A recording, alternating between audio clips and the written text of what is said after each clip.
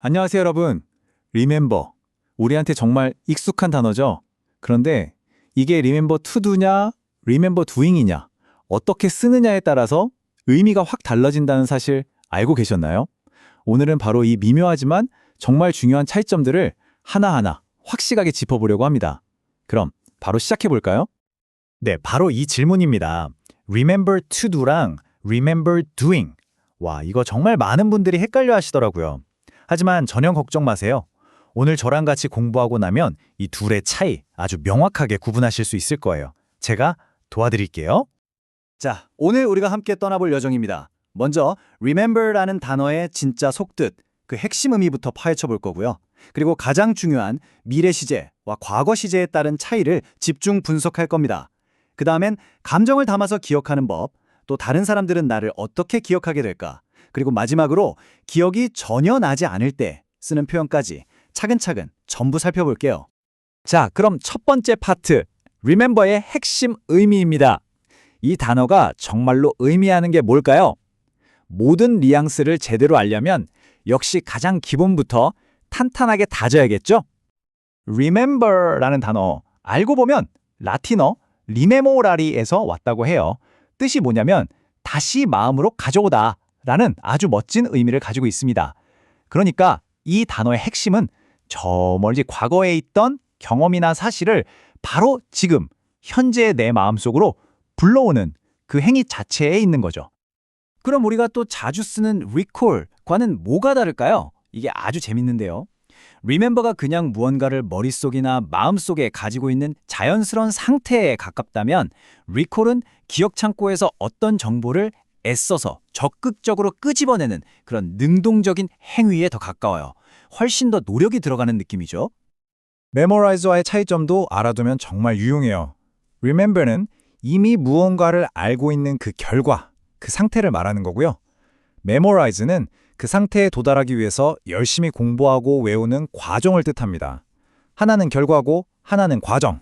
차이가 명확하죠? 자, 이제 두 번째 파트입니다. 어떻게 보면 오늘 내용의 하이라이트라고 할 수 있겠네요. 영어를 배우는 우리에게 가장 중요한 미래와 과거 시제의 차이를 알아볼 시간입니다.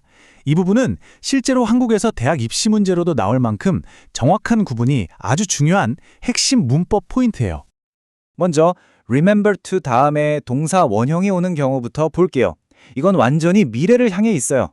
앞으로 해야 할 의무나 계획에 대한 거죠.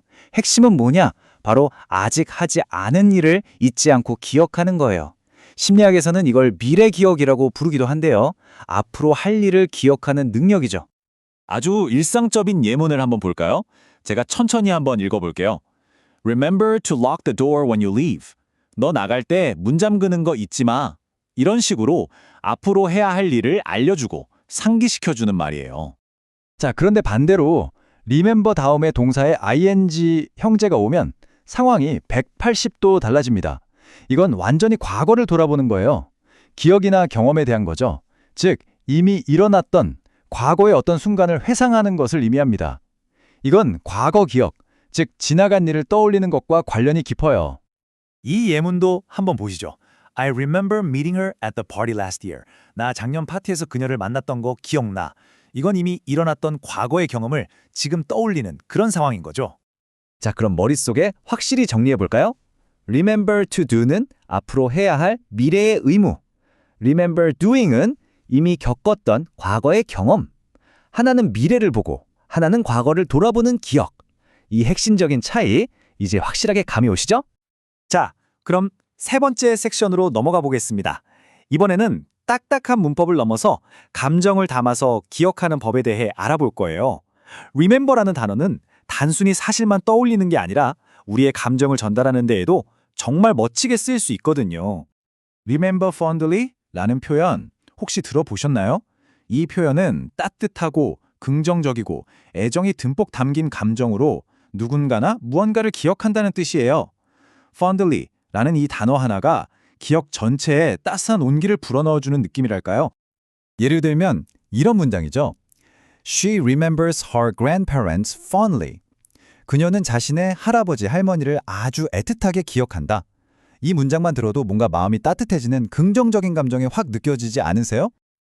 또 이런 재미있는 표현도 있어요. Remember the good old days. 좋았던 옛 시절을 떠올린다는 뜻인데 보통 향수와 함께 그때가 지금보다 더 좋았지, 더 단순했지 하고 느끼는 그런 뉘앙스가 담겨 있어요. 예를 들어서 They often remember the good old days with nostalgia. 그들은 종종 향수에 젖어서 좋았던 옛 시절을 떠올리곤 한다. 이런 문장처럼요. 이건 우리 모두가 공감할 수 있는 그런 감정인 것 같아요. 네 번째 섹션입니다. 자, 이제는 관점을 확 바꿔서요. 내가 기억하는 게 아니라 내가 다른 사람들에게 어떻게 기억되는지에 대해 이야기해 보려고 합니다. 이건 기억과 정체성, 그리고 우리가 세상에 남기는 유산에 관한 아주 깊이 있는 이야기예요. Remembered라는 표현이 있는데요. 이건 어떤 사람이 무엇으로 기억되는지를 콕 집어서 말할 때 사용해요. 그 사람을 대표하는 어떤 특정한 자질이나 행동, 즉 그 사람을 기억하게 만드는 이유를 명확하게 밝혀주는 거죠. 이 예문은 정말 강력한 메시지를 담고 있죠. He is remembered by many as a great leader. 그는 많은 사람들에게 위대한 지도자로 기억됩니다. 이 문장 하나가 그 사람이 남긴 유산이 무엇인지를 명확하게 보여주고 있어요. 자, 이제 드디어 마지막 파트입니다. 이번엔 정반대의 상황이에요. 기억이 전혀 나지 않을 때, 즉 기억의 실패를 겪을 때 이걸 어떻게 표현하는지 한번 알아보겠습니다. I can remember a thing. 이 표현 꼭 알아두세요. 이건 그냥 기억이 잘 안 나 정도가 아니라 어떤 사건에 대해서 기억이 제로, 정말 단 하나도 없다는 걸 아주 강하게 강조하는 말이에요. 보통 큰 충격을 받았거나 스트레스나 피로가 너무 심해서 기억이 통째로 날아갔을 때 사용하죠. 예를 들어, I can't remember a thing about the accident. 나는 그 사고에 대해서 정말 아무것도 기억하지 못한다. 이 표현이 가진 그 절대적인 느낌 전달이 되시나요? 기억이 완전히 백지 상태라는 걸 정말 강하게 나타내는 말입니다. 오늘 우리는 remember라는 이 단어 하나가 미래의 약속부터 과거의 아련한 추억, 그리고 우리가 다른 사람들에게 남기는 유산까지 정말 얼마나 다양하고 깊은 의미를 담고 있는지 함께 살펴봤습니다. 자, 그럼 이 모든 것을 배운 지금 제가 마지막으로 여러분께 이 질문을 한번 던져보고 싶네요.